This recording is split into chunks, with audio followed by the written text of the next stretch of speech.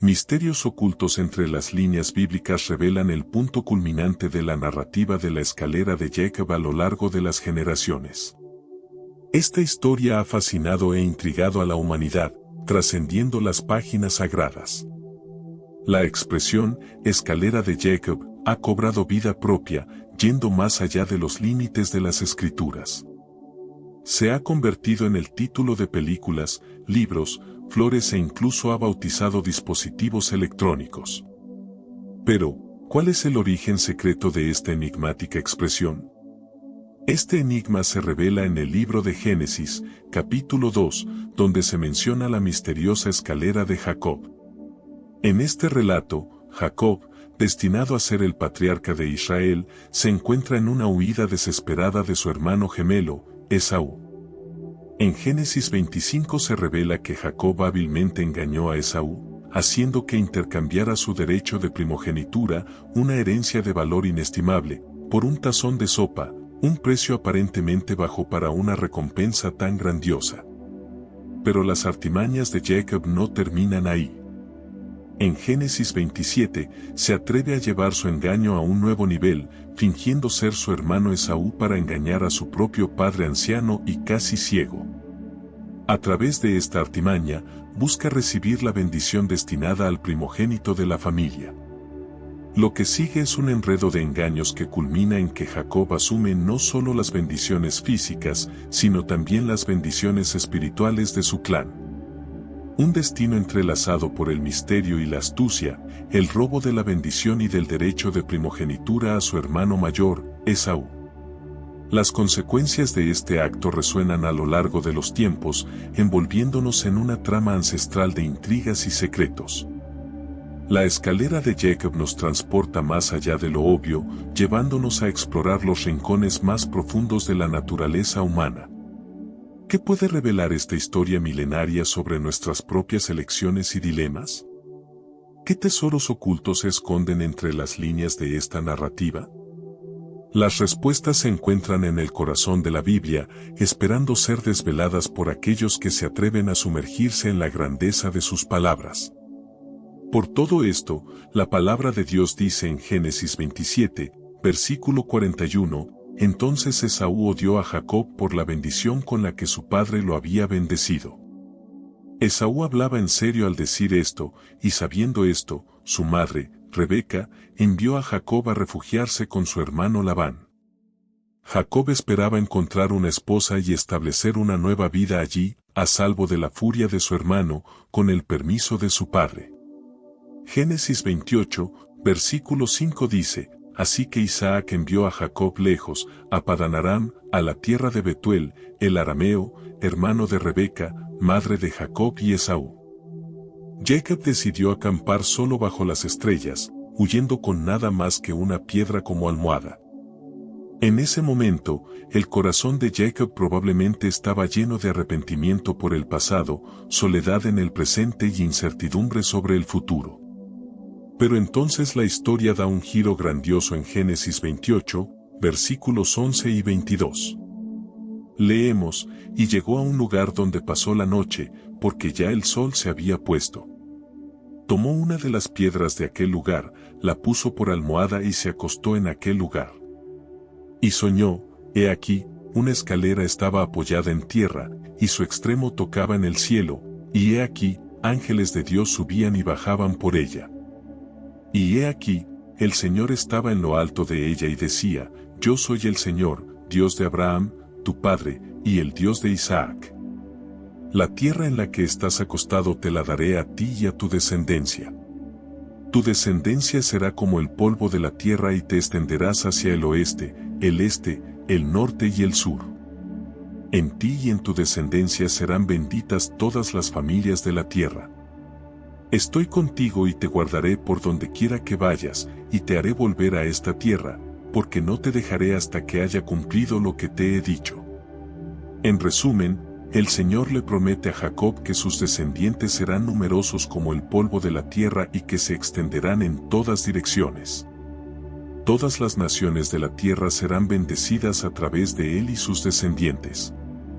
El Señor también promete estar con Jacob, protegerlo y llevarlo de regreso a la tierra prometida. Cuando Jacob se despierta de su sueño, se da cuenta de la presencia de Dios en ese lugar y siente temor y asombro. Luego, erige una columna con la piedra que había usado como almohada y la unge con aceite como un acto de consagración. Llama al lugar Betel, que significa casa de Dios. Este es el primer encuentro sobrenatural de Jacob con Dios, similar al de Abraham en Génesis 15. También es importante destacar que Jacob está casi en la misma edad que tenía Abraham cuando Dios le dijo que dejara su casa y viajara a una nueva tierra.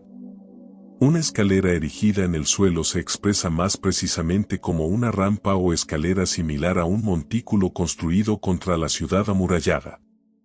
Jacob no solo recibió una visión de Dios, sino también un mensaje de la palabra. La palabra para Jacob confirmó la promesa hecha a Abraham e Isaac: sus descendientes serán como el polvo de la tierra y todas las personas de la tierra serán bendecidas a través de ti. Esta es la primera vez que Jacob escucha la promesa de Dios. No era información nueva, pero se volvió real para él cuando se dio cuenta de que era la promesa de Dios. Cuando Jacob se despertó de su sueño, supo exactamente lo que había sucedido. Concluyó: ciertamente el Señor está en este lugar y yo no lo sabía. El lugar no había cambiado, seguía siendo el desierto con solo una piedra como almohada, pero Dios se había manifestado en ese lugar. Se había aparecido a Jacob en su quebrantamiento y cansancio porque necesitaba que Jacob llegara al final de sí mismo antes de depender de Dios. Sabemos que Jacob tuvo un nuevo encuentro con Dios porque tenía miedo, no de Esaú, sino del único y verdadero Dios. El miedo más grande había expulsado un miedo menor, porque el poder de Dios triunfó sobre el poder de Esaú. Jacob había dormido en un lugar común, pero después de ver a Dios, se despertó y le dio al lugar el nombre sagrado de Betel. Lo que antes era un lugar oscuro se transformó en un espacio sagrado. Nada había cambiado en la situación de Jacob, todo lo que cambió fue la nueva visión de Dios por parte de Jacob, y eso lo cambió todo. La ciudad anteriormente llamada Luz fue transformada en Betel, que significa casa de Dios. Jacob derramó aceite sobre la piedra áspera que sirvió como almohada, convirtiéndola en la piedra fundamental de un altar centrado en Dios. Santificó este lugar oscuro, reconociendo lo sobrenatural invisiblemente presente en el mundo natural hostil. Aunque Jacob había obtenido la herencia familiar, reclamando la línea de herencia para sí mismo, Dios quería que entendiera que, aunque era el heredero elegido de Dios para cumplir las promesas de Dios a Abraham, multiplicando a sus descendientes en una gran nación que Dios llamaría suya, Dios estaba en control, no Jacob. El plan se llevaría a cabo de la manera de Dios, no de Jacob. Llevaría algún tiempo antes de que Jacob comprendiera completamente esta verdad. Este es el momento visual que Jacob vio en su sueño, pero ¿qué significa en su encuentro con Natanael? El Señor Jesús hace una aparente referencia a este incidente. Natanael había conocido a Felipe después de experimentar una alegría renovada. Felipe estaba ansioso por compartir esto con alguien, así que decidió hablar con Natanael. Mantuvo su conversación simple y breve. Le dijo a Natanael que había encontrado al Mesías, que había sido anunciado por Moisés y los profetas, Jesús de Nazaret. Natanael tenía sus reservas, ya que Nazaret era una ciudad menospreciada en Galilea. Le parecía imposible que el Mesías viviera en un lugar tan pobre. Su mente estaba llena de esta pregunta, por lo que decidió expresarla. Felipe no planteó ninguna argumentación, sintió que la mejor manera de abordar las objeciones era presentar directamente a las personas al Señor Jesús. En Juan 1, versículo 47, Jesús vio a Natanael acercándose y le dijo: "Y ahí es ahí verdadeiro israelita, en quem não há falsidade, nem engaño, nem duplicidade". Este versículo muestra que Jesús sabía todas las cosas, incluso sin haber conocido a Natanael antes, sabía quién era. Natanael se sorprendió de que un completo desconocido hablara con él como si lo conociera, pero Jesús sabía, incluso cuando estaba oculto. En Juan 1, versículo 49, Natanael respondió, Rabí, tú eres el Hijo de Dios, tú eres el Rey de Israel. Jesús respondió, porque te dije, te vi debajo de la higuera, ¿crees? Cosas mayores que estas verás.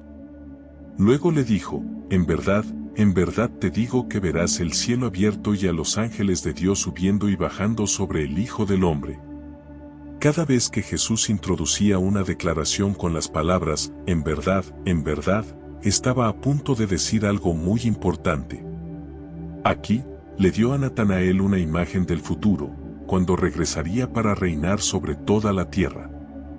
Entonces, el mundo sabría que el hijo del carpintero, que vivió y fue menospreciado en Nazaret, es verdaderamente el Hijo de Dios y el Rey de Israel. El cielo se abrirá en ese día, el favor de Dios descansará sobre el rey mientras reina con Jerusalén como su capital. Es probable que Natanael estuviera meditando en la historia de la escalera de Jacob con sus ángeles subiendo y bajando. Esa escalera es una imagen del propio Señor Jesucristo, el único acceso al cielo. Los ángeles de Dios subirán y bajarán sobre el Hijo del Hombre. Jesús le dijo a Natanael que solo había visto demostraciones muy pequeñas de su mesianismo en el futuro reinado de Cristo. En el futuro, Natanael verá al Señor Jesús revelándose plenamente como el Hijo ungido de Dios. La escalera ilustra la relación entre Dios y el hombre. Muestra que el Dios que creó el universo desea tener una relación cercana con su creación, especialmente con la humanidad. Él es quien inicia esta conexión, conversación y amistad. Así como la escalera de Jacob ilustró la conexión entre Dios y el hombre, Jesucristo es la conexión espiritual, el mediador y la escalera para llenar la brecha creada por el pecado entre Dios y los hombres. Por eso, Él es el mediador de la nueva alianza, porque por su muerte se ha llevado el poder de liberar a los que estaban bajo el primer pacto, para que los llamados reciban la promesa de la herencia eterna, Hebreos 9, versículos 9 y 15. Jesucristo establecería una nueva alianza espiritual disponible para todos. Cambiaría nuestros pecados por su justicia, permitiéndonos conocer a Dios y disfrutar de la relación íntima que Él tenía en mente desde el principio. Jesús era, de hecho, el Hijo de Dios. Incluso el soldado romano en la cruz lo reconoció. Como cristianos, vemos este sueño de Jacob como altamente simbólico, representando al mediador Jesucristo, quien vino a la tierra y se convirtió en esa escalera para que pudiéramos reconectar la relación con Dios que se rompió debido al pecado, Romanos 5, versículos 1 y 2. Por lo tanto, una vez que hemos sido justificados, es decir, declarados inocentes ante Dios y liberados del pecado mediante la fe, comprendemos que tenemos paz con Dios y la alegría de la reconciliación con Él a través de nuestro Señor Jesucristo, el Mesías ungido.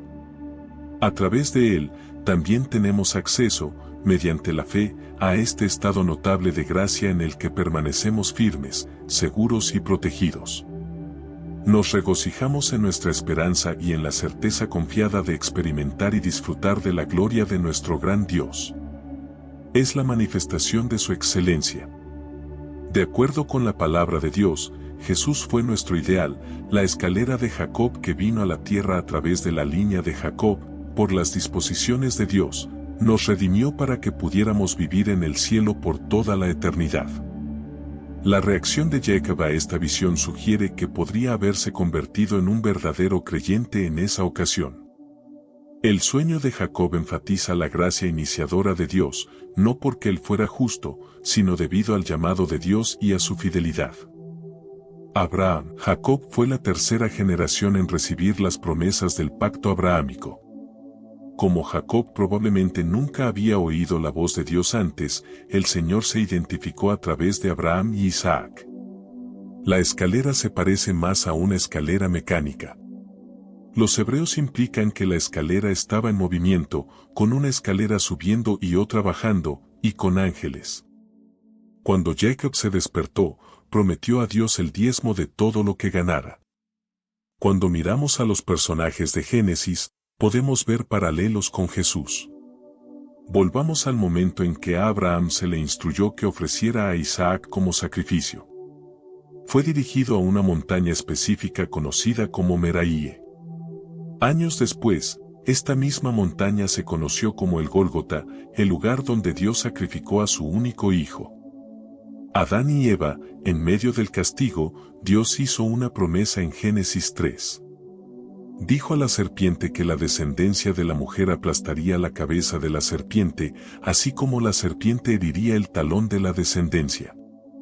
Un talón herido no es fatal, pero una cabeza aplastada sí lo es. Esta es la primera promesa de que un día Dios derrotaría a Satanás de manera fatal. Ahora sabemos quién ató al hombre fuerte y lo destruyó.